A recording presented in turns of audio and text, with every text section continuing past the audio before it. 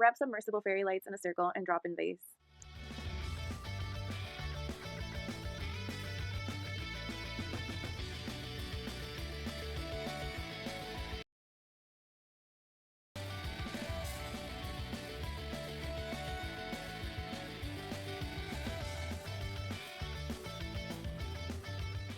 Add water in between layering to see setup.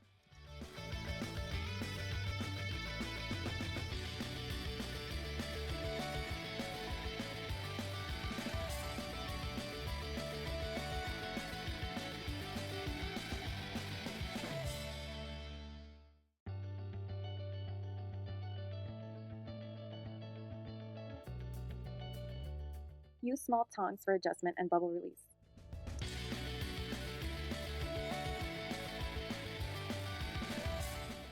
Insert battery unit in between exposed water gels for easy access.